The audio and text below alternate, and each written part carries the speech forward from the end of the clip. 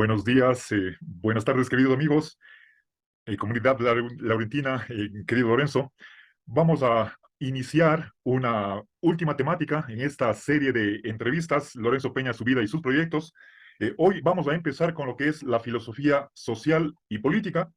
Sabemos que Lorenzo no ha dedicado tanta atención a esta temática, pero sí está pendiente la escritura de un futuro libro sobre el bien público. Tiene publicado un texto sobre estudios republicanos en el año 2009. Bueno, quería enseñarles, no tengo a la mano, perdón. Entonces, vamos a concentrarnos en temáticas importantes de nuestros días correspondientes a la filosofía política. La filosofía política es una rama de la filosofía reciente. Podemos decir que en los programas de la licenciatura en filosofía, antes de los años 70 del siglo pasado, no constaba básicamente una asignatura que sea la de la filosofía política. Pero, por supuesto, los filósofos desde la antigüedad han tratado de abordar y resolver problemas de la organización social y política desde la antigüedad. Algunos de ellos han basado su reflexión acerca de cómo debemos convivir en la ética, otros han prescindido de la ética o han acudido a la filosofía del derecho, como es por ejemplo el caso de Hobbes. Hay ciertos presupuestos en los filósofos políticos de lo que podríamos ampliamente denominar Occidente, como son, por ejemplo, la creencia, quizás rayando en dogmatismo, de la propiedad privada, el mercado libre, en alguna versión de la democracia, los derechos humanos de libertad, la primacía o el predominio de la libertad individual, y algunos otros más. Son algo así como lugares comunes, y por tener ese estatuto se consideran casi como intuiciones que pocos filósofos se atreven a discutir o debatir. Ese es el ambiente en el cual vivimos. Antiguamente podríamos decir que en la Edad Media había otros presupuestos que se daban por sentado, como son, por ejemplo, la fe religiosa, que podría ser cristiana o musulmana, y un régimen político monárquico.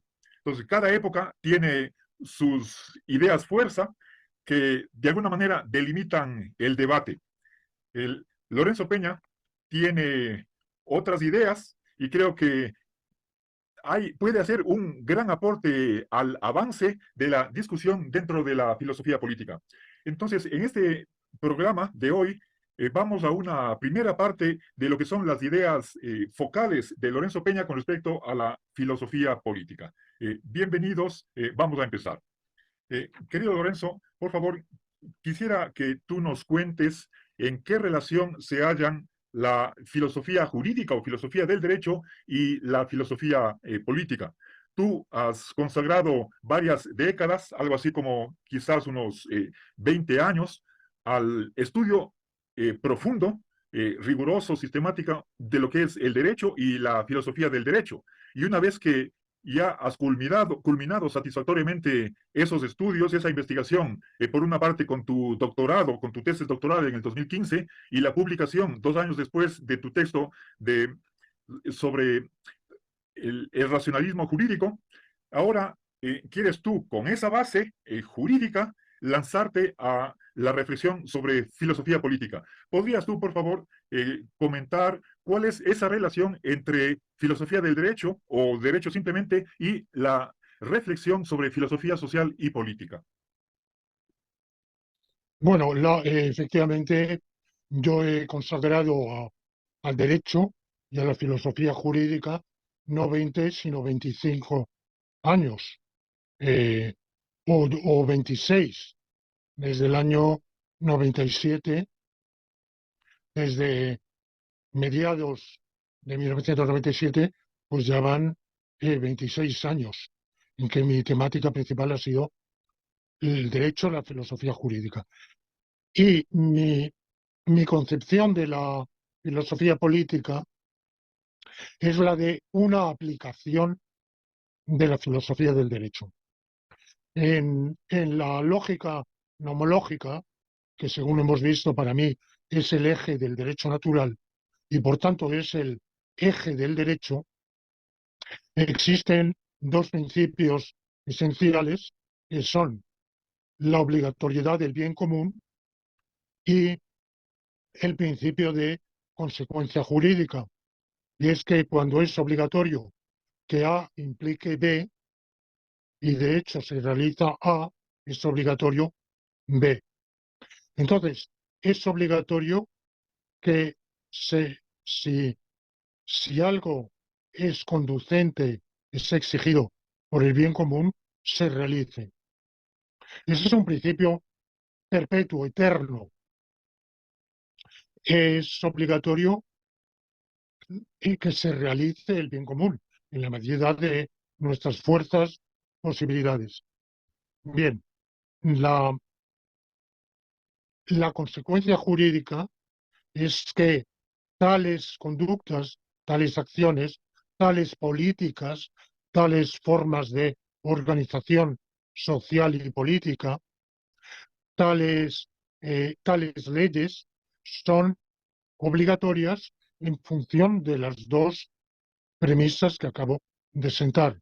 Primero, que por la evolución de la sociedad en el momento presente, por las circunstancias históricas y sociales que concurren, esas políticas son las que vienen exigidas para la realización del bien común. Y segundo, que cuanto venga exigido para la realización del bien común es obligatorio por derecho natural. Por tanto, como consecuencia, el derecho positivo que quepa abrazar es un derecho que resulta preceptivo en virtud de esos dos supuestos del derecho natural, más el conocimiento de las circunstancias histórico-sociales en que nos encontramos. Y esto último es objeto de estudio histórico-social, de conocimiento de la realidad humana, y lo primero es conocimiento del derecho, por tanto, del derecho natural. Por tanto, del derecho natural más el conocimiento de las circunstancias histórico-sociales de la sociedad en que vivamos, se va a deducir qué política legislativa, no solo legislativa, qué constitución hemos de abrazar, qué organización hemos de abrazar, cómo hemos de concebir la sociedad, cómo ha de estar organizada esta, qué poderes políticos debe tener, qué leyes han de emanar esos poderes políticos, qué decisiones reglamentarias han de decidirse en aplicación de esas leyes y qué sentencias jurisdiccionales han de adoptarse en virtud de las leyes, de, de las decisiones reglamentarias, siempre bajo la orientación de la lógica nomológica y del derecho natural. Por tanto, mi visión de la filosofía política es la de que es una derivación, una aplicación, una concreción de la filosofía jurídica al mundo, a la realidad histórico-social determinada en que nos encontremos. Y por tanto, no está basada en la moral, porque ya dije que la moral para mí regía principalmente la vida privada, está basada en el derecho y se refiere a la organización de la sociedad. Tampoco está basada en una racionalidad política sui generis, como posiblemente sucede en filósofos políticos como Habermas, como el propio Rawls, como Nozick. Bueno, es dudoso eh, saber si si estos filósofos se fundan en una teoría ética, una teoría moral, como, como éticos, pues su aportación es bastante pobre, pero como filósofos políticos es muy importante. Ahora bien, ninguno de ellos ha desarrollado una filosofía jurídica, un derecho natural, del cual hagan derivar y depender sus respectivas filosofías políticas. Ya, muchas gracias, querido Lorenzo. Avancemos a otra pregunta. Veamos en qué consiste una sociedad política. Hay varias sociedades, pero no todas son políticas. ¿En qué consistiría la sociedad política? Y también nos interesa que nos cuentes cómo crees tú que se origina dicha sociedad. Hay autores que creen que por voluntad de los individuos, no, que inicialmente viven aislados unos de otros, deciden por un pacto social constituir la sociedad. Esa es en resumidas cuentas, en poquísimas palabras, la teoría del contrato social que daría origen. ¿Sí? Tú no crees que así haya surgido la sociedad, sino que es la situación natural del hombre, como pensaba Aristóteles. Pero bajo qué procedimientos o en qué circunstancias el, existe esa sociedad que puede reclamar para sí soberanía e independencia. Bueno, vamos a ver,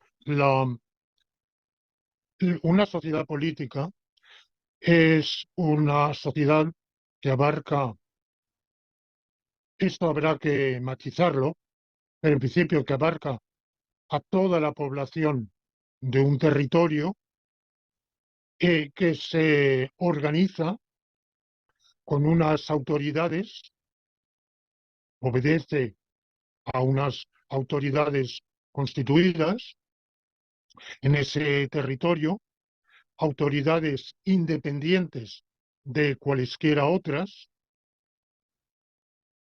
externas, foráneas, e incluso de, de entidades supranacionales, porque bueno, esto me temo que nuestro par de emisiones es demasiado corto para que yo lo aborde, pero yo hoy ni siquiera creo que exista propiamente hablando un derecho internacional.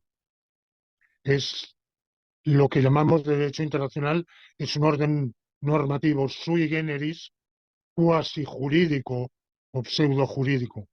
De manera que la autoridad constituida en una sociedad política no obedece, no está jurídicamente obligada a obedecer a ninguna otra, extranjera ni supranacional, ni siquiera internacional. Su independencia consiste en eso, en no depender. Y la soberanía consiste en que cualquier cambio de la estructura, de la organización, ha de venir desde dentro de la propia sociedad. O sea, la propia sociedad está capacitada para modificar su organización y reemplazarla por otra. Lo cual es así independientemente de que la sociedad sea o no sea democrática. No tiene nada que ver con ese asunto. Mm, puede, puede serlo y sin embargo es un tipo de democracia. Por ejemplo, en el discurso de inauguración del presidente Abraham Lincoln en marzo de 1861, diciendo que no existía derecho de secesión, pero decía, el pueblo norteamericano tiene derecho, a pesar de que su estructura política es democrática, si está disconforme con esa democracia, tiene derecho a sublevarse y establecer otro régimen político. Es un ejercicio de soberanía. Bueno, ¿en qué se diferencia la sociedad política de las que no lo son? Una sociedad, ¿qué sociedades no son políticas? Pues, por ejemplo, una religión, una confesión religiosa, una sociedad de amigos de la naturaleza, la Sociedad de Estudios de la Grecia Clásica, las asociaciones, son sociedades, las sociedades por acciones, anónimas, limitadas, las cooperativas, los clubs, eh, cualesquiera otras asociaciones de ese tipo. ¿Cómo se origina una sociedad política? Bueno, pues en la medida en que nos podemos fiar de de los datos de la paleoantropología, el- la sociedad humana primitivamente fue una sola. Fue un grupo de simios que genéticamente mm, mm, muy relacionados entre sí, un clan, digamos, que se desgajó y, y seguramente con vida viviendo en una unidad, en un grupo. Pero ese grupo fue, de él se fueron desgajando ramas que se fueron dispersando por la faz de la tierra, fueron ocupando diferentes territorios y como resultado de una larguísima evolución histórica de cientos de miles de años, de las emigraciones, de las guerras, en parte también de las delimitaciones territoriales, de afinidades, porque esos resultados en las guerras pues no han sido independientes de las afinidades. Por eso muchas poblaciones, muchas sociedades humanas tienen una relativa homogeneidad, en el sentido de que en muchas de ellas, no todas, ni, y es posible que ni siquiera la mayoría, hay una lengua preponderante, una cultura preponderante que aúna a la mayor parte de la población, pero incluso eso hay que ver que muchas veces es muy reciente. Por ejemplo, en la Francia, pensamos en Francia como un país muy homogéneo, los franceses muy unidos por la lengua. Bueno, hasta finales del siglo XIX, la mayoría de los franceses ni hablaban ni entendían el francés. La mayoría de la población era campesina y era rural y hablaban lo que en Francia se llama sus patois. Así fue después la enseñanza obligatoria y gratuita de la Tercera República la que, no de golpe, sino al cabo de decenios, impuso el francés. En Italia ha sucedido lo mismo muchísimo más tarde. Todavía hoy los dialectos, que son lenguas totalmente diferentes del italiano, muchos de ellos son preponderantes. En el Nepal, en la República del Nepal, antes reino, hay 100 idiomas. Idiomas sin contar dialectos. Idiomas totalmente ininteligibles. En Papua Nueva Guinea, que es un país artificial, hay 1000 idiomas. Pero vamos, en otros países, por ejemplo en Afganistán, hay una lengua preponderante, el afgano, pero preponderante quiere decir que es hablada por el 40% de la población, 35-40, es la más numerosa, es la mayor minoría. En Etiopía, el Ahmara, que es una lengua semítica, es también la mayor minoría, hablada por un 35-40% de la población. Ahora, como digo, las sociedades políticas se han constituido por los hechos de la historia. Es la historia, la geografía, la historia, las que han pergeñado esas unidades que generalmente eh, han desembocado en sus delineamientos actuales porque las poblaciones han tendido por afinidad han apoyado a los ejércitos. O sea, no es pura casualidad, por ejemplo, que España esté asentada sobre la península ibérica, toda ella excepto Portugal, que fue un accidente histórico, una contingencia histórica en la que provocó una separación fortuita que finalmente se prolongó. ¿Pero por qué? Bueno, pues evidentemente España forma una unidad geográfica muy delimitada. Es una península separada por los montes Pirineos de Europa, con una unidad interna, no de una sola lengua, pero sí de lenguas afines, emparentadas, próximas, desde la antigüedad, ya antes de la conquista romana. De manera que, claro, en otros casos, pues las circunstancias históricas que han determinado que una sociedad política exista y tenga la configuración que hoy tiene, por ejemplo, la República Oriental del Uruguay. Bueno, la República Oriental del Uruguay hubiera podido no existir perfectamente sin Artigas. Eh, no, no estaba predestinada hubiera formado parte probablemente de la República Argentina, o si no, se le habría tragado el imperio brasileño como quiso hacer, ¿no? Bueno, de manera que hay Nicaragua. Nicaragua estaba por su geografía, su cultura, Pues no, en realidad son contingencias históricas las que han determinado que teniendo vecinos al norte y al sur del mismo idioma, la misma cultura, habiendo formado unidad política con ellos durante una parte del siglo XIX, pues la vida política haya consolidado esa separación.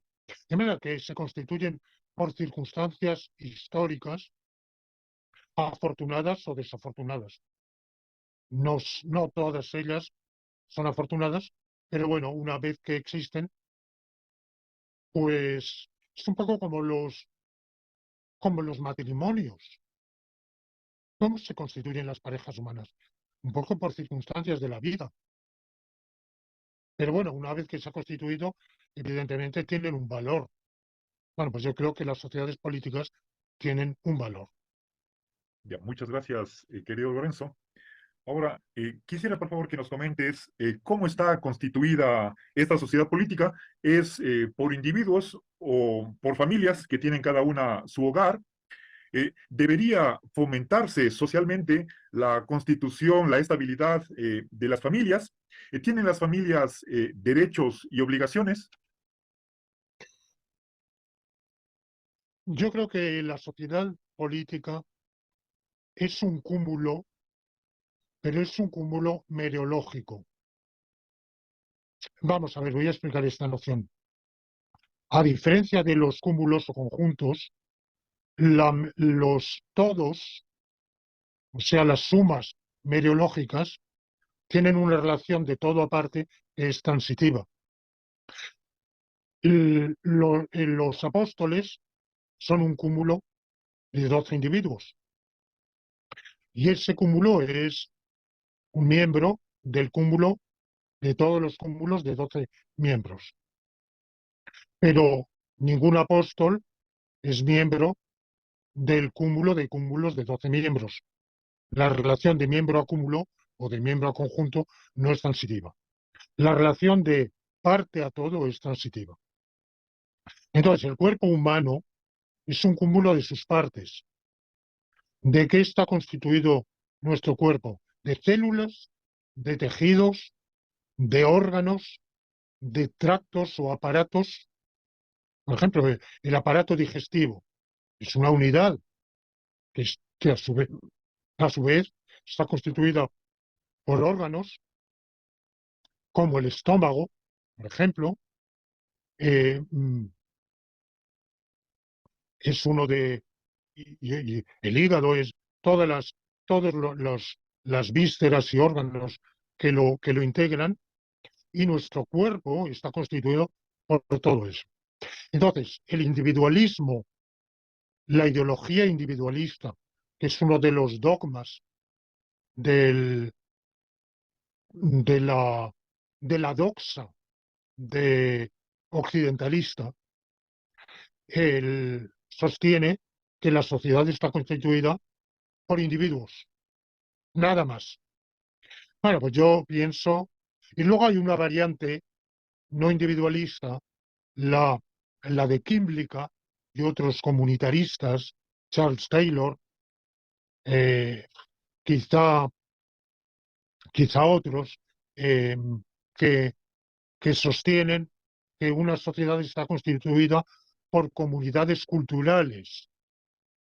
Bueno, esto en el Ecuador, este tipo de ideología está muy representada por un grupo social y político muy característico que puedo abstenerme de denominar. Y, esta corriente es la que ha fomentado el multiculturalismo. Es decir, por ejemplo, la sociedad norteamericana estaría formada por los europeos americanos, africanos americanos, latinos, y luego dentro de ellos la comunidad LGTBIQ y otros. A veces se dice también las mujeres. Habría, supongo, una intersección, porque yo me imagino que de los negros la mitad son de un sexo y la mitad del otro. O sea que, y bueno, y también, bueno, ese tipo de concepción multiculturalista, yo pienso que es deletérea, no vamos a hablar de ella en nuestras dos sesiones porque tenemos un tiempo muy limitado, pero en cambio yo sí creo que hay una parte importantísima de de la sociedad política que es la familia, el hogar. Eh, mm, Cuando yo estudiaba economía política, justamente cuando inicié mis estudios jurídicos, hará 27 años, todavía se enseñaban los economistas, que son en su 99% con matices partidarios del marginalismo, ya sea en su variante keynesiana, ya sea en su variante austríaca, monetarista, la que sea, pero todos ellos son subescuelas del marginalismo.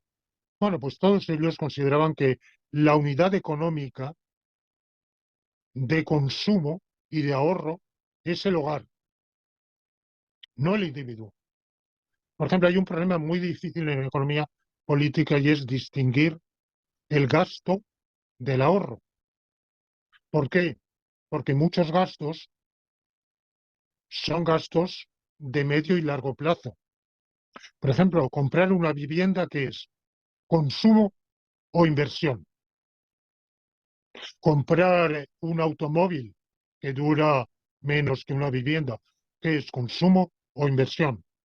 Pero incluso comprar un frigorífico, pues en cierto modo es una inversión. No compra uno un frigorífico cada año. Y por eso, para distinguir el consumo de la inversión, había una teoría que decía había que determinar la renta disponible de las familias, de los hogares, no de los individuos. Y una teoría decía, por renta se entiende el conjunto de recursos disponibles por un hogar a lo largo de su vida, no en un año. Porque uno de los problemas, por ejemplo, del impuesto a la renta es el módulo anual, cuando para muchísima gente los ingresos no se consiguen en un año. Por ejemplo, un escritor que publica una novela cada 4 o 5 años y va a recibir unos emolumentos importantes en el momento de escribirla, de su editor, pues es evidente que hablar de su renta anual tiene escaso sentido, ¿no? Y bueno, muchísimas otras circunstancias, ¿no? Y entonces la unidad era el hogar. Hoy con la disolución de las familias que se ha producido en el último cuarto del siglo, me pregunto yo hasta qué punto eso es posible. Disolución que se debe a varios factores. Uno de ellos, la propia política tributaria, al establecer el impuesto sobre la renta individual sin tener en cuenta los ingresos de las familias. Otra, la evolución cultural, la facilitación del divorcio, que casi se convierte en un incentivo al divorcio que en otro tiempo era un recurso excepcional y necesariamente causal, solo se podía pedir por causa justificada.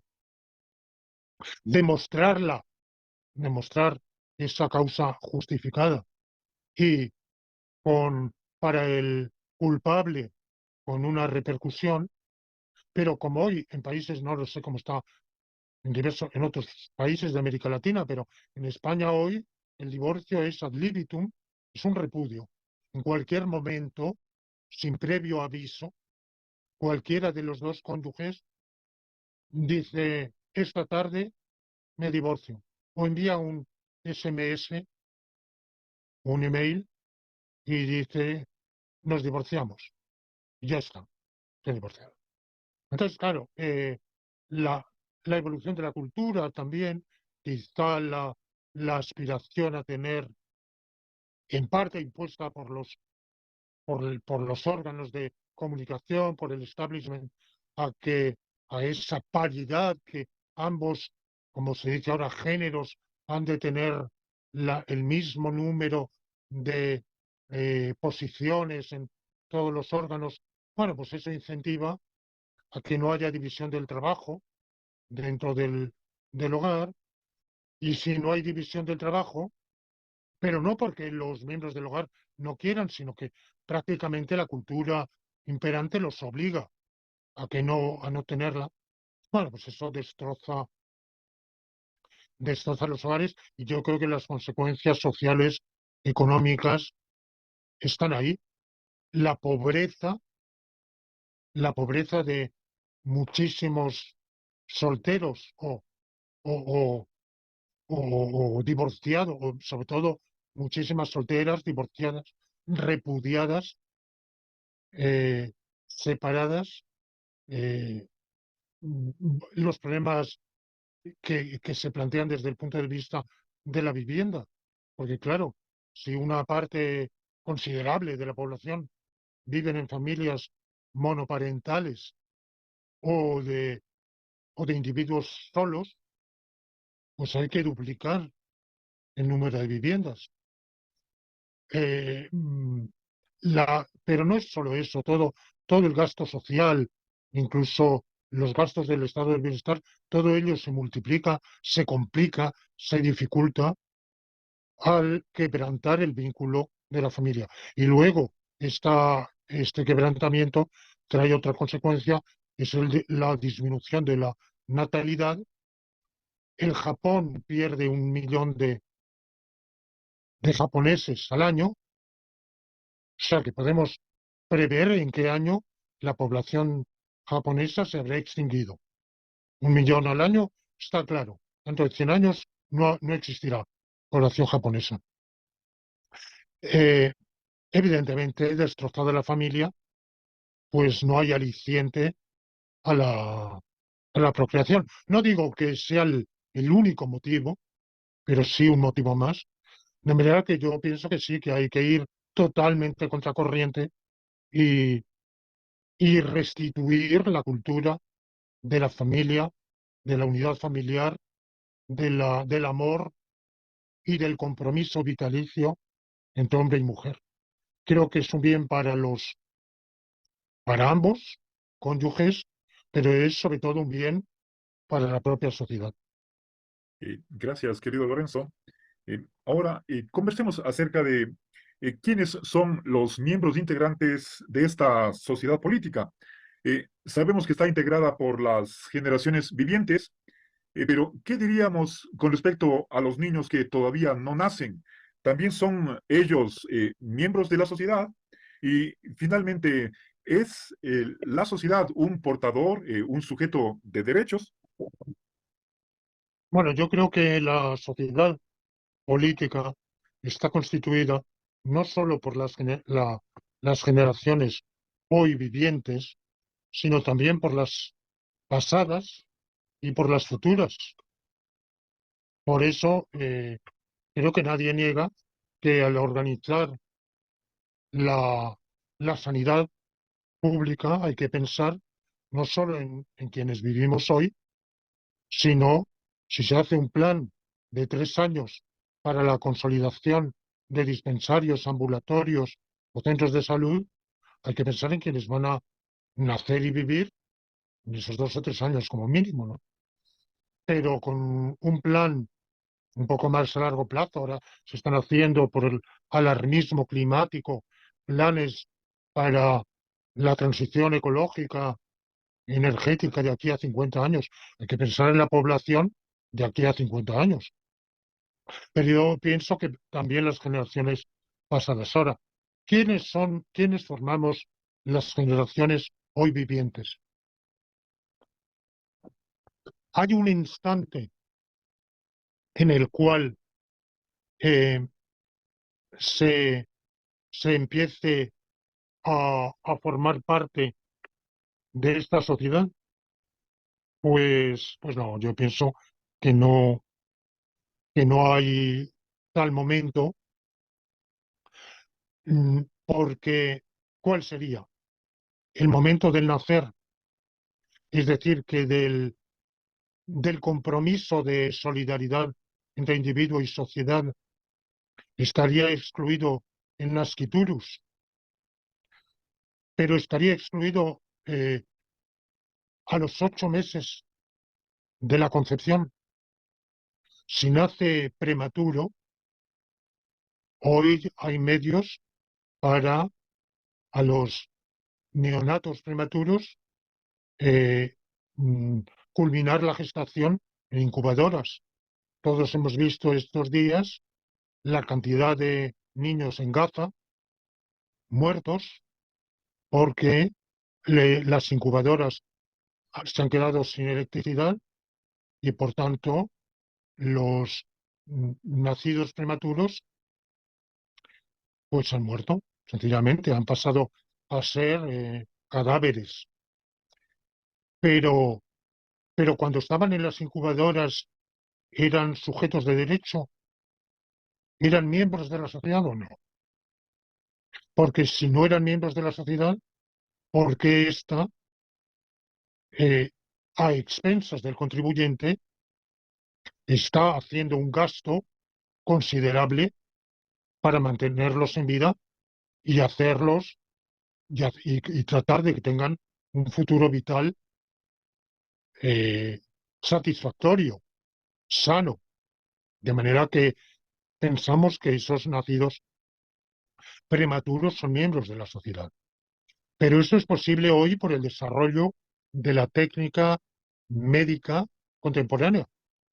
Hace 50 años no era posible y no sabemos dentro de 50 años si la interrupción del embarazo a los 4 o 5 meses no va a permitir completar la gestación extrauterina en incubadoras mucho más perfectas que las actuales.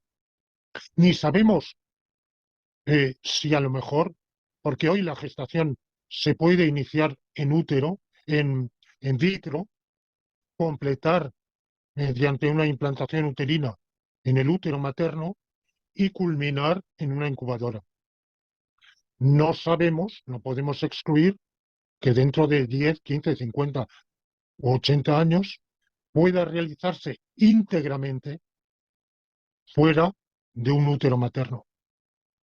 En realidad esto entra dentro mm, de lo presumible, de lo esperable. Ahora, no podemos hacer depender la pertenencia o no pertenencia a la sociedad de que se hayan desarrollado ya o no instrumentos que permitan la, en la extracción del útero del prematuro y su mantenimiento en vida en una incubadora. Que como digo, si hoy es posible, quizá a los 6 o 7 meses, dentro de un año, de 10 años, podrá ser a lo mejor a los 5 o 4 meses. Yo entiendo que un cigoto, el óvulo fecundado, unicelular, el día de la fecundación, no es un ser humano, no es miembro de la sociedad. Podemos considerar que metafísicamente es el mismo individuo que llegará a ser un ser humano, pero todavía no es un ser humano. Ahora, me pregunto, un individuo, un animal que siente el criterio, recordemos el criterio de Bentham, que decía, nuestro interés, nuestra atención debe ir a todos los animales, porque quizá no piensan, quizá no son inteligentes, pero sienten dolor. Bueno, pues sabemos perfectamente que un ser humano a las 5 o 6 semanas de su gestación, y antes incluso, tiene dolor, siente dolor, que a las 6 semanas es un cuerpo que tiene un corazón que late. Entonces, un animal, ese corazón, me pregunto, ¿es un corazón humano o no es un corazón humano? Y si, y si es un corazón humano, si es un corazón no humano, es un corazón de otra especie. O hay corazones que no sean de ninguna especie. Si es un corazón de una especie, es de la especie humana. Y el portador de un corazón humano es un ser humano y por tanto un miembro de la sociedad. Y si no lo es, ¿por qué la sociedad dedica esfuerzos a atender? Porque no solo hay medicina, bueno, la medicina, la obstetricia y ginecología se hacen en beneficio de la mujer gestante. ¿Solo en beneficio de la mujer gestante o también en beneficio del nasciturus que lleva en su seno? Por tanto, yo pienso que tienen derechos, tienen deberes, pueden decir, pero no tienen deberes. Sí, claro que los tienen. Lo que pasa es que esos deberes son de realización futura. Como un recién nacido, puede decir, un recién nacido, ¿qué deberes tiene? A las 3 horas, a las 24 o 48 horas de haber nacido, que no es que no tenga deberes, es que sus deberes son de realización futura. Ya es un sujeto de deberes, pero no se puede exigir hoy ningún deber porque no está todavía en capacidad de realizarlo. Y hay niños que nunca estarán en capacidad de realizarlo porque no hay que olvidar que nacen niños eh, con tales anomalías que nunca llegarán a adquirir ni un mínimo de inteligencia, ni de, ni de razón, ni de conciencia, ni de... Cuando dice la Declaración Universal de los Derechos Humanos que todos los seres humanos están dotados de conciencia y razón, no es verdad. Muchos no. Muchos no. Yo he conocido casos en que no, que han, por una malformación grave del nacimiento, no la han adquirido. Y por supuesto, luego están los casos de demencia, de decrepitud senil grave, de los casos de coma, es decir, que quien está en coma, sobre todo en coma profundo, no está teniendo conciencia ni razón, pues es decir, en ese rato no tiene deberes. Sí, es un sujeto de derechos y deberes, pero evidentemente no le vas a exigir nada cuando no puede, no está en condiciones de cumplir ningún deber, pero sí está en condiciones de disfrutar de derechos. Bueno, pues esta es mi visión sobre este punto que también, como ves, va a contracorriente. Me temo que todo lo que digo punto por punto, todo ello va a contracorriente y y me doy cuenta de que es difícil que nadie, bueno, que abunden los que estén de acuerdo con esta filosofía política, unos por una razón y otros por otra. Muchas gracias, querido Lorenzo. Avanzando hacia uno de los problemas centrales de la preocupación de la filosofía política, eh, planteémonos la pregunta de cómo debería estar organizada la sociedad política para que pueda cumplir su bien, que es el bien común. Tenemos básicamente dos opciones.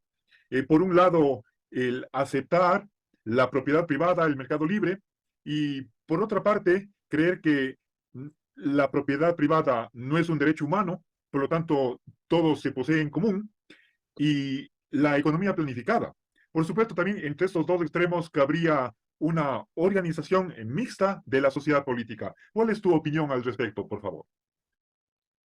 Pues mi opinión al respecto es la de Santo Tomás de Aquino, eh, y no solo él, sino una larguísima lista de padres de la Iglesia Católica, la que tiene Leibniz, eh, y es que el derecho natural no establece la propiedad privada, sino la propiedad común. La, lo que se deriva del principio del bien común es la propiedad común, no la privada. Santo Tomás pone en el mismo plano la esclavitud y la propiedad privada. Él dice, hay dos instituciones que están establecidas, ninguna de las cuales se corresponde con lo que se deriva de del principio del bien común de derecho natural, que son propiedad privada y esclavitud, que él asocia estrechamente. Entonces, él hace un malabarismo para sostener que aunque no son de derecho natural, son compatibles con el derecho natural en tanto en cuanto del axioma del derecho natural, el bien común, se deduce que no haya propiedad privada, pero se deduce a través de una cadena de razonamientos, y esa cadena de razonamientos no es, no se impone por derecho natural a los hombres, dada la debilidad de la razón humana. Es lo que él llama la mutabilidad de la ley natural. En sus fundamentos la ley natural es inmutable, pero en sus corolarios es mutable no porque de suyo lo sea, sino porque el ser humano es débil, está acechado también por, por, su, por sus malas tendencias, por tentaciones, por la concupiscencia. Como dijeron tantos otros padres de la Iglesia, la propiedad privada es un resultado del pecado. En ese sentido, son antecesores de la opinión de Rousseau y, y por tanto, la propiedad privada eh, de suyo impondría el derecho natural.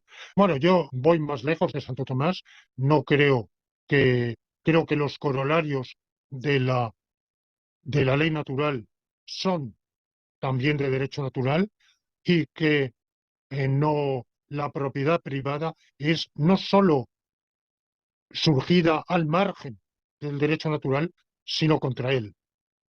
Mm, Y por otro lado, eso requeriría un desarrollo argumentativo mayor. Ninguna justificación de la propiedad privada es convincente. La más socorrida es la de Locke, que dice cada uno tiene derecho a tener como propiedad suya aquella tierra.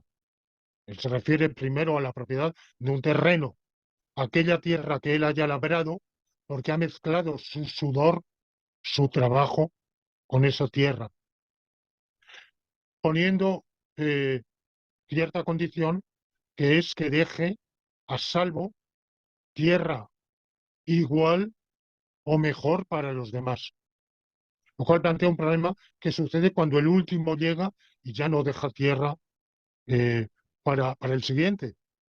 Entonces él no cumple esa condición. El penúltimo tampoco. El antepenúltimo tampoco. El ante y así ninguno. Pero bueno, al margen de eso, como dijo Nozick, criticando ese argumento, si yo arrojo el contenido de una lata de jugo de tomate al mar, he mezclado el mar con mi jugo de tomate y no por ello soy dueño del mar.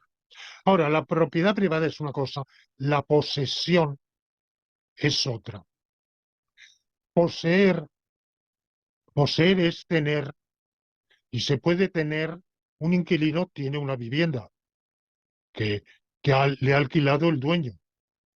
Si tú tienes una vivienda con varios cuartos y uno de los cuartos lo tienes asignado a un hijo, ese hijo tiene la posesión de su cuarto y puede decir, ese es mi cuarto, esta es mi habitación, y tiene una posesión legítima.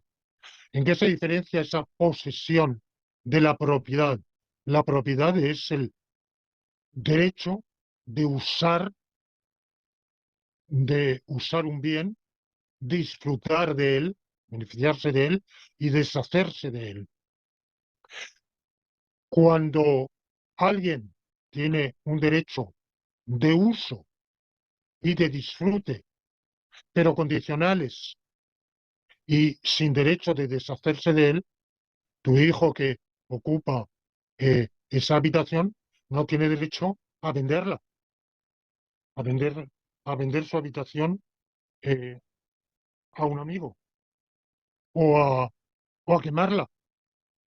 Que, bueno, esta habitación es mía, yo soy dueño de ella, o a destruirla, o no, tiene un derecho de uso y disfrute limitado y condicionado, porque incluso si después tú tienes más hijos, si la habitación hay que compartirla, donde había una cama hay que poner una litera, pues quiere decirse que, la, que son derechos de uso y disfrute, pero limitados, condicionados.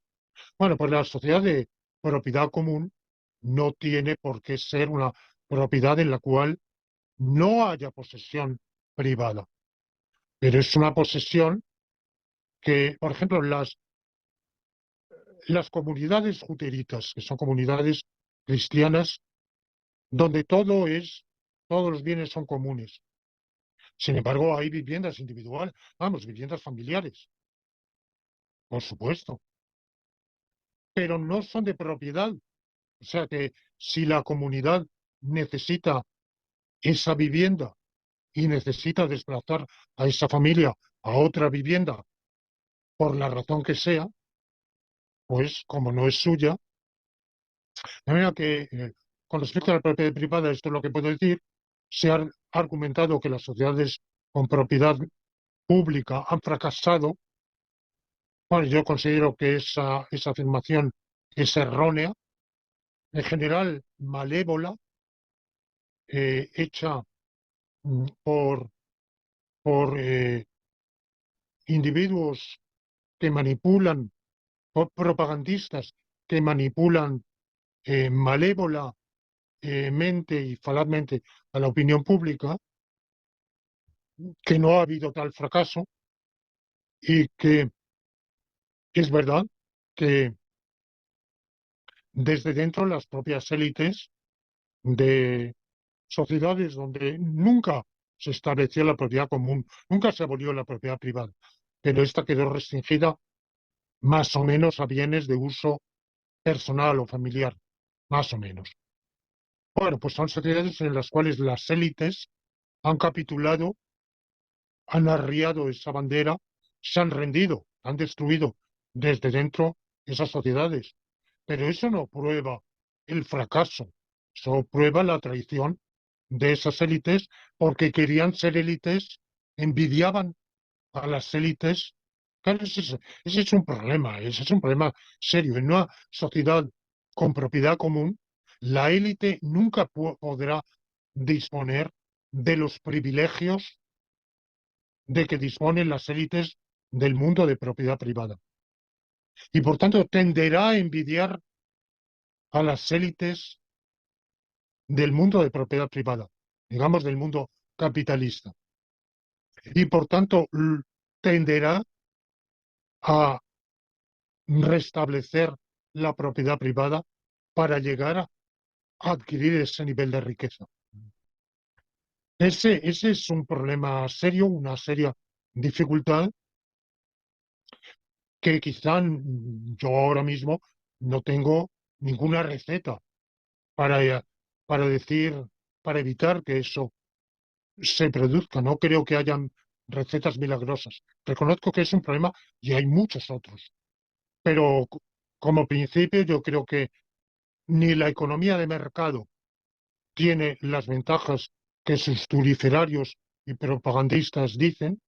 Yo creo que la humanidad ha progresado, ha avanzado, ha mejorado y sigue mejorando pese a la economía de mercado, no gracias a la economía de mercado, y que cuando ha habido sociedades donde el mercado ha estado mucho más limitado, pues ha ido mejor, se ha avanzado más, ha sido más beneficioso, los, los derechos de bienestar se han atendido mejor. No digo que con propiedad privada los derechos de bienestar estén absolutamente pisoteados o ignorados, pero sin duda la propiedad común es más idónea, más satisfactoria, más adecuada para la satisfacción de esos derechos de bienestar. Claro, esto al abrazar este punto de vista, automáticamente quiere decir que yo soy comunista. Soy un autor comunista en el sentido auténtico, etimológico de la palabra. Y de hecho, recuerdo perfectamente en una conferencia de un colega a la que asistí, sobre otro tema, y ese colega dijo, había leído y reseñado mi libro Estudios Republicanos y, y infirió perfectamente que yo era contrario a la propiedad privada. Entonces, en su conferencia, aunque era sobre otro tema, dijo, bueno, yo no soy contrario a la propiedad privada, como lo es mi amigo Lorenzo Peña. Y se volvieron varios de los asistentes. Y, Lorenzo es comunista. O sea, solo el decir, no solo la palabra comunista que tiene un sentido u otro, unas connotaciones. Bueno, desde si tú dices que eres contrario a la propiedad privada, todos automáticamente van a decir eres comunista. Bueno, pues sí, yo lo soy, y a mucha honra, y efectivamente creo que la sociedad comunista es muchísimo mejor que la propiedad con propiedad privada, y que la propiedad con propiedad privada, la sociedad con propiedad privada es contraria al derecho natural. Una contrariedad que, que puede atenuarse estableciendo servidumbres, limitaciones a esa propiedad que la condicionen, pero de suyo la existencia misma de la propiedad es contraria al bien común. Eh, Querido Lorenzo, al formularte la pregunta, te planteé dos extremos. Por una parte, unir propiedad privada más mercado libre. Por el otro extremo, propiedad común más economía planificada. Y te di una tercera posibilidad que es una organización social mixta. ¿Podrías añadir algunas palabras sobre esta tercera posición, por favor? Sí, claro, esa es la tercera posición, es la que yo considero que es la hoy recomendable, porque pasar la objeción que Leibniz, como he dicho, defiende la propiedad común, pero él mismo se formula dos objeciones. Primera, que los hombres son demasiado egoístas para preocuparse de los bienes comunes y son inclinados a velar por lo suyo, tal como hoy por hoy. Él no dice para siempre, hoy por hoy. Y segundo, que tal como está organizada la sociedad, pasar de la sociedad según está organizada a una sociedad con propiedad común provocaría una gran perturbación, un gran trastorno. No lo dice en esos términos, pero está pensando en que, claro, los propietarios, los privilegiados, no van a renunciar a sus privilegios sin resistencia. Y dice, bueno, la propiedad común está muy bien, por ejemplo, en comunidades religiosas, en el interior, porque en ellas se puede conseguir un una mayor elevación de espíritu comunitario, menor egoísmo, menor concupiscencia y, por el otro lado, pues un modo de organización que vele adecuadamente por los bienes comunes. Entonces propone unos sucedáneos que, bueno, valen lo que valen. Hoy por hoy, en la sociedad actual, yo que soy evolucionista, gradualista, cumulativista, no creo en el salto.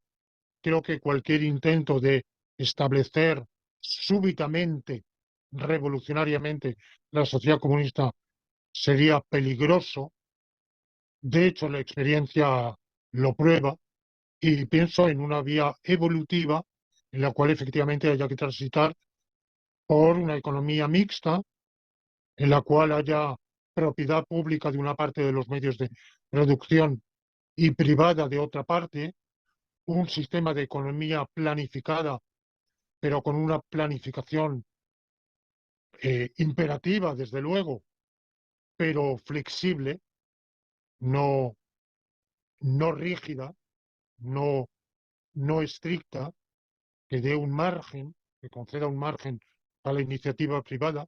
Bueno, creo que ese tipo de economía mixta es la más indicada para el mundo de hoy y para un futuro previsible de una, dos o tres generaciones, digamos, con tendencia, eso sí, a ese futuro sin propiedad privada y sin economía de mercado.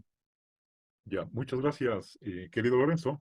Ahora, en una de las preguntas anteriores, hemos visto que los integrantes de la sociedad política son los hogares, es decir, las familias. Y por lo tanto, esa relación que hay entre individuo y sociedad está mediada por la familia a la que pertenecen los individuos. Ahora, ¿cuál es el vínculo más preciso, detallado entre el individuo y la sociedad, sabiendo que es un miembro de familia? Quisiera que me digas el, cuál es esa reciprocidad que hay entre, por una parte, el individuo con respecto a la sociedad y viceversa, la sociedad con respecto al individuo. ¿Qué derechos y tienen cada uno de ellos recíprocamente? Pues vamos a ver, la, ese vínculo sinalagmático, o sea, de derechos y obligaciones recíprocas entre individuo y sociedad, lo podemos llamar pacto social. Mi reparo al llamarlo pacto social es doble. Uno, que el pacto, cuando decimos pacto, parecemos entender un contrato que hemos suscrito voluntariamente, mientras que ese pacto social entre individuo y sociedad entramos en él en el momento en que somos concebidos, antes de nacer y por supuesto al nacer, y no hemos hecho ningún acto de voluntad. Y por otro lado, no es un acuerdo que, que establezcan entre sí los individuos, sino que es un vínculo recíproco entre el individuo por un lado y la sociedad por el otro, por el cual el individuo debe su propia existencia, su propia vida a la sociedad, porque claro, sí, hemos sido engendrados por nuestro padre y nuestra madre, pero nuestro padre y nuestra madre no se hubieran podido unir si no hubieran vivido en una sociedad buena o mala, bien o mal organizada, favorable o desfavorable, a lo mejor en condiciones atroces, pero así todo, solo la sociedad ha posibilitado esa unión. ese coito que ha dado lugar a nuestra existencia. Solo la gestación solo ha sido posible porque nuestra madre nos ha llevado en su seno viviendo en una sociedad, más aún cuando existen atenciones como en la sociedad actual de obstetricia y ginecología que han coadyuvado a esa gestación. Debemos, debemos el nacimiento a la comadrona, al, a la- al entorno en el cual hayamos nacido, eh, a la, a todas a todos los seres humanos que han estado en torno y a la sociedad en la cual hemos ido creciendo, aprendiendo, sabiendo y desarrollando nuestra personalidad. Muchos creen que ellos son self-made, como se dice en inglés, que se han hecho a sí mismos. Existe ese orgullo, esa soberbia, diría yo, de quien cree que se lo debe todo a sí mismo, sin darse cuenta de que no sería absolutamente nada sin los demás, a quienes debemos la vida, el conocimiento, la salud, la inteligencia, la razón, no el lenguaje. Habríamos inventado nosotros solos un individuo que hubiera existido aislado, que hubiera surgido aislado en un planeta y por milagrosamente vivido sin comunicar con otros, habría desarrollado el lenguaje, habría desarrollado escritura, habría aprendido nada, sin nuestros maestros, buenos o malos, sin nuestros profesores, buenos o malos, sin sin quienes nos han dado empleo, buenos o malos empleadores, sin quienes ah, eh, se han unido a nosotros. La sociedad es todo eso. Quienes han formado nuestros círculos de amigos, de conocidos, de, por supuesto, nuestra pareja, si tenemos la suerte, la inmensa fortuna de tenerla. Todo eso constituye la sociedad. Esa sociedad tiene un bien común y entonces la sociedad tiene para con el individuo la obligación de hacer participar a ese individuo del bien común. Y el individuo tiene para con la sociedad la obligación de contribuir al bien común. ¿Contribuir cómo? Pues contribuir no siendo, esencialmente yo diría, no llevando una vida de ociosidad. Quiere decir, trabajando, aportando a la sociedad. Eh, ¿Trabajando cómo? O sea, trabajando de mil modos. Un empresario emprendiendo, un trabajador por cuenta ajena desarrollando ese trabajo por cuenta ajena, un estudiante estudiando y preparándose para el día de mañana trabajar en beneficio de la sociedad, un ama de casa trabajando para el bien del hogar, de los suyos, que indirectamente es el de un ama de casa o un amo de casa, porque puede ser de cualquiera de los dos sexos. Si por la organización que libremente han aceptado, uno de los dos asume las tareas domésticas, es un modo perfectamente lícito, legítimo y respetable de organización hogareña, hoy en descrédito, pero que yo pienso que si es aceptado libre y comúnmente es digno de todo respeto, bueno, pues ahí tenemos una aportación al bien común. Y hay que piensa cuando se habla de aportar al bien común en los impuestos, los tributos. Ciertamente que pagar los tributos es uno eh, de los modos de contribuir al bien común. Sin embargo, es secundario, no es el más importante, que reprocha mucho, por ejemplo, a ciertos empresarios el que se llevan su dinero a paraísos fiscales, a Panamá, a las Islas Caimán, a las Bermudas, a Singapur y otra serie de paraísos fiscales. Bueno, el problema más grave para mí no es que de ese modo se sustraen al impuesto, a la tributación. El problema más grave para la sociedad es que es la fuga de capitales.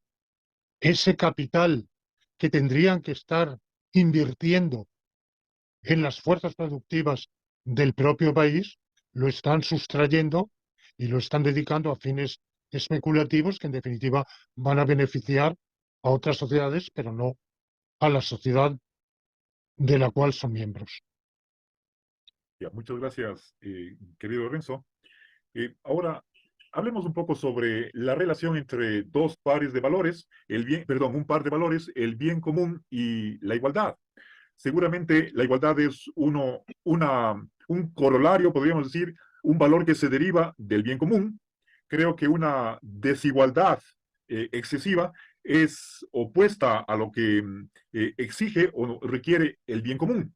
Pero tampoco podemos, si bien igualdad implica una reducción o quizás en el límite extremo la eliminación de la desigualdad, eh, ¿qué desigualdades podrían tolerarse o limitarse en aras de que principalmente la sociedad tenga esa conciencia de una pertenencia común a una sociedad, una solidaridad y ese sentimiento de tener armonía entre los miembros? Anteriormente estábamos hablando de una envidia, si es que se ve que solo una pequeña élite tiene privilegios y otros carecen de ellos, entonces ahí estaríamos fomentando la separación, la desunión.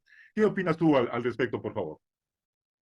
Bueno, pues opino dos cosas. Primero, la igualdad, en primer lugar, es un presupuesto mismo de la noción de comunidad, bien común, que el fin de la sociedad sea el bien común, quiere decir que es el bien compartido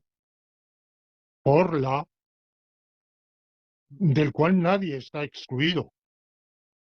Y por tanto, de entrada, igual derecho a participar del bien común tienen todos. Igual obligación de contribuir al bien común tienen todos. Tenemos todos. Esa igualdad de partida. Ahora, distingamos entre el igual derecho a beneficiarse del bien común y un derecho a beneficiarse igualmente del bien común. Es decir, todos tenemos el mismo derecho a participar del bien común, pero no tenemos derecho a la misma participación del bien común. La mismidad o igualdad tiene alcance amplio, no alcance estrecho en la participación. Esto lo vemos perfectamente si escribimos la fórmula. Igual derecho a participar del bien común, pero no derecho a igualmente participar del bien común o derecho a participar igualmente del bien común. ¿Por qué no? Porque eso depende de las necesidades del bien común. Cuando, a menos que se demuestre lo contrario, todos tenemos derecho a la misma participación, pero muchas veces se demuestra lo contrario. Por ejemplo, si todos, imaginemos que todos los sueldos son iguales. El de quien decide trabajar a medio tiempo y quien decide trabajar a tiempo completo. Entre quien decide tomarse permisos no más a menudo y quien no lo hace. Quien decide jubilarse antes y quien sigue trabajando más tiempo. El de quienes rinden más en el trabajo y quienes rinden menos. Entre quienes están más dispuestos a sacrificar al trabajo ciertas horas de ocio y quienes no. Todos igual. Bueno, ¿qué pasaría? Pues está claro lo que pasaría. Y es que, en principio, muchos seguirían trabajando más y esforzándose por un sentido del deber, pero paulatinamente su moral se iría resintiendo y acabarían diciendo estoy haciendo el tonto. Yo me estoy esforzando y finalmente estoy trabajando para quien no da golpe y vive a mis expensas. Lo mismo si remuneramos igual el trabajo del ingeniero que ha logrado hacer una contribución importantísima para la construcción de un puente, de un acueducto, de un puerto, gracias a eh, 10 años de estudios dificilísimos y de un esfuerzo ímprobo que ha demostrado superando exámenes, concursos, oposiciones de una enorme dureza, y el de quien empezó la carrera, pero se rajó, como se dice en España, botó la toalla, dijo, "Uy, esto es muy duro", y bueno, pues se contentó con otro tipo de empleo.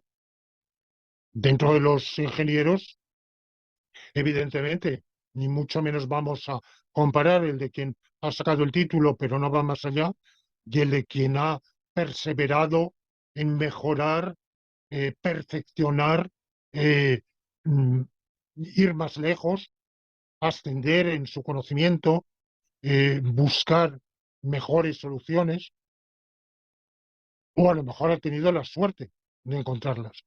Bueno, pues si remuneramos igual lo uno que lo otro, tendremos una sociedad de mediocres. No habrá grandes médicos, ni grandes físicos, ni grandes ingenieros, ni, ni grandes historiadores, ni buenos profesores, si no tienen ningún tipo de compensación por su esfuerzo, su mayor trabajo. De manera que ahora, bien, eso quiere decir que tiene que haber algunas diferencias, algunas desigualdades en aras del bien común. Lo exige el propio bien común. Por ese igual derecho a participar del bien común surgen unas desigualdades que son necesarias para el bien común. Y el límite, como tú lo has dicho, es cuando las desigualdades llegan a ser tan grandes que el de más abajo tiene la impresión de que no forma una comunidad armónica con el de más arriba. Por ejemplo, en un equipo de ciclismo hay un jefe de filas, un equipo de 10, 12 miembros, los que sean, hay un jefe de filas que es el que aspira a estar en el podium al finalizar la carrera, número uno. Y, y luego hay gregarios cuya misión es ayudar al jefe de filas. Y puede haber algún otro que está intermedio y que puede disputar la hegemonía o llegar a suplantarlo. Bueno, los gregarios ganan menos, pero si la distancia entre el jefe de filas y la del gregario es de 1 a 20, 1 a 50, 1 a 100, el gregario tiene la impresión de que no forma un verdadero equipo con el jefe de filas, que el beneficio del jefe de filas, a él, el que gane la carrera, el jefe de filas, no lo beneficia mayormente. De manera que el sentimiento de unidad del equipo, la armonía del equipo, la cohesión de la sociedad requiere poner un tope a las desigualdades. ¿Qué tope? Pues solo la experiencia puede decirlo. Yo no puedo decirlo dogmáticamente si de 1 a 20, de 1 a 50 o de 1 a 10. no lo sabría, no lo sabría decir, pero desde luego estoy convencido. Es una idea además que ha desarrollado también este autor al cual ya me he referido más veces, Peter Peter Turchin,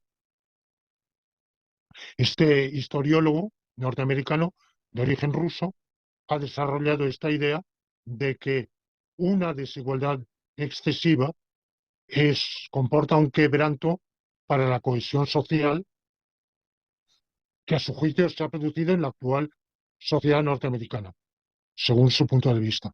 Hasta llegado cierto punto, las desigualdades estaban limitadas y a partir de los años 70 aproximadamente ha habido un incremento de la desigualdad que ha provocado una pérdida del sentimiento de unidad, de cohesión social. Bien, muchas gracias, querido Lorenzo. Y ya para cerrar la presente entrevista, una última pregunta que tiene que ver con las sanciones.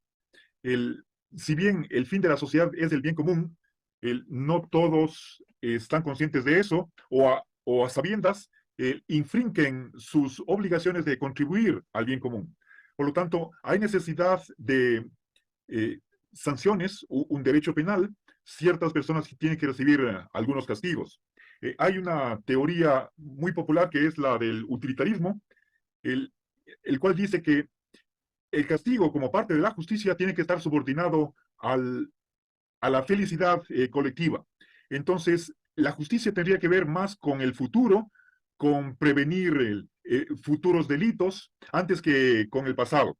Ahora, ¿tú cómo ves los criterios de la justicia, y especialmente, perdón, la cuestión del castigo, frente o en relación con que tiene que servir de instrumento, digámoslo así, tú me dirás es que lo ves en tales términos con respecto al bien común, que la justicia penal y principalmente el castigo tiene que servir a este gran valor que es el bien común de la sociedad.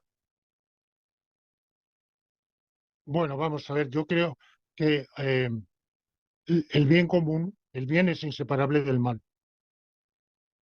Hay, hay esa ley de unidad de los opuestos por la cual no hay bien sin mal. La so- l- es difícil hablar de bien o mal en el mundo inerte de los astros. Hay bien o mal en que el sol irradie eh, o que o que Júpiter dé vueltas alrededor del sol o mm, bueno, no lo en fin, vamos a ver, eso plantea un problema. Yo pienso que sí, que hay un bien, que la mera existencia del universo es un bien, porque sin él no habría vida, claro está. O sea que, de cierto modo, pero prescindiendo de eso, donde hay bien es en el mundo viviente, pero en el mundo viviente solo hay bien acompañado del mal. Son los seres vivos que luchan por su vida es porque se enfrentan a la amenaza del mal, que es la muerte. Las especies que luchan por su supervivencia es porque se enfrentan a la amenaza de su extinción. Cada sociedad humana se enfrenta también, la sociedad política humana se enfrenta también a sociedades políticas rivales que persigan objetivos contrarios y y que, que entren en conflicto con ella. De manera que los males a que nos enfrentamos no todos están causados por nosotros mismos, por miembros de nuestra sociedad. Para hacer frente a esos males hace falta sacrificios. ¿Cómo distribuir esos sacrificios? Bueno, pues justamente según criterios idóneos para el bien común.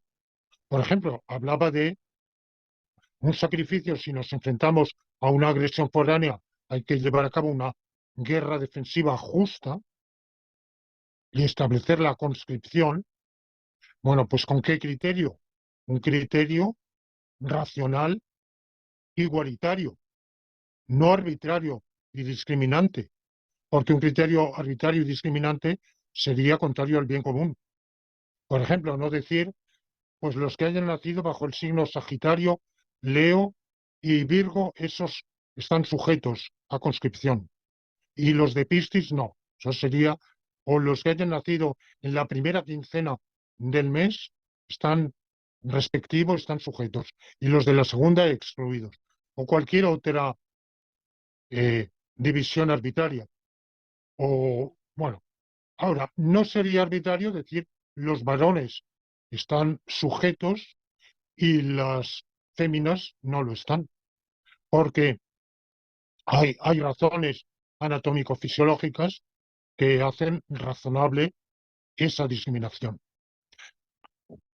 Por tanto, la discriminación de los la distribución de los sacrificios tiene que ser adecuada al fin que es el bien común. Enfrentarse a los males que nos acechen, que nos amenacen. Lo mismo, evidentemente, pagar un impuesto es un mal, porque todos los que pagamos un tributo, pues estaríamos mejor si no lo pagáramos. Pero hay que pagarlo porque la autoridad necesita unos recursos para atender a los eh, servicios públicos de los cuales se ocupa. Una distribución de esos tributos que se haga mm, con arreglo a criterios racionales es una distribución adecuada al bien común. Una que sea arbitraria es contraria al bien común. Bueno, pues la pena hay que verla, la pena no solo la pena propiamente, el castigo penal, sino la sanción. Puede ser también una sanción administrativa, una multa por exceso de velocidad en la carretera eh, o por cualquier otra infracción de tráfico que no es delictiva, una sanción tributaria que no es por delito, sino sencillamente por una demora excesiva en el pago del tributo. Bueno, pues por haberme demorado un mes tengo que pagar una sanción que no es sencillamente una sanción administrativa. Bien, ¿con qué criterio ha de hacerse? Y el utilitarismo de Beccaria en el siglo XVIII marcó un avance, un pensamiento humanista, humanizante, al decir, mire, no vamos a cargar a quien ya ha tenido la desgracia de cometer el delito, porque no deja de ser una desgracia, no lo vamos a cargar no lo vamos a apabullar con el reproche. Vamos simplemente a decir, por el bien de la sociedad, hay que disuadir del delito.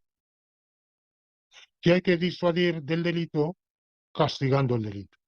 El problema con esto es que la mera disuasión, la mera justificación utilitaria, no distingue entre castigar al culpable y castigar a otro.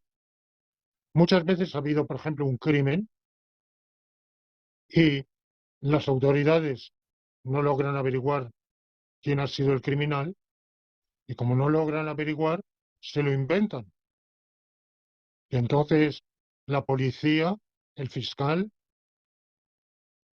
por un motivo liviano de sospecha o a veces arbitrariamente, por malquerencia, por denuncia de un vecino que odia por otra razón, por lo que sea, sin pruebas, se dice, bueno, alguien hay que condenar porque si no la opinión pública está inquieta. Claro, y la opinión pública se aquieta, se tranquiliza, si finalmente se le dice se ha descubierto al culpable y se lo ha condenado. Sí, pero claro, lo, el problema está en que si adoptamos ese criterio y se sabe, hay que decir, eso es injusto. Eso es injusto porque como yo prefiero evitar la palabra justo e injusto, uno de los, yo me he marcado unas pautas de pulcritud conceptual y es evitar desarrollar mi filosofía política prescindiendo de ciertas palabras que dan lugar a confusión, como autonomía, dignidad y justicia. Y tratar de desarrollar toda la filosofía política sin usar ninguna de esas tres palabras. Bueno, pues lo que yo diría es, si la regla que nos sirve para adjudicarle el castigo a alguien es que a alguien hay que encontrar que se castigue, si eso se sabe, produce muchísima mayor intranquilidad. Porque claro, si ha habido un crimen y no se ha averiguado quién lo cometió, ciertamente produce cierta inquietud. Pero si yo sé que cuando haya un crimen se le echará la culpa a falta de encontrar al verdadero agente causante, a alguien por sospechas o por delaciones, estoy permanentemente sometido a ese peligro y por tanto me veo acechado a un peligro muchísimo más grave. Eso es quebranta todavía más la sociedad. Y por eso el castigo ha de corresponder a aquel que efectivamente ha delinquido, no a otro, según la gravedad de su delincuencia, según la gravedad del hecho, según el grado de ilicitud de ese hecho, porque no todos son igualmente ilícitos. Bueno, pues esto es lo que podemos decir, el merecimiento. Hay un merecimiento de la pena. ¿Quién tiene ese merecimiento de la pena? El que ha perpetrado el hecho ilícito. En la medida, en una doble medida, en la medida en que efectivamente lo ha perpetrado, en la medida en que es ilícito. En esa medida merece una sanción que no merece otro. Y sería contrario al bien común el condenar a un inocente. Condenar al inocente es contrario al bien común, condenar al culpable proporcionalmente, moderadamente, es beneficioso para el bien común. Muchas gracias, querido Lorenzo. Con esto damos por terminada la presente entrevista, que ha sido la primera sobre la temática de la filosofía política. Continuaremos el próximo domingo en esta misma área. Invitamos a todos cordialmente a que nos continúen mirando. Muchísimas gracias, querido Lorenzo. Un buen día.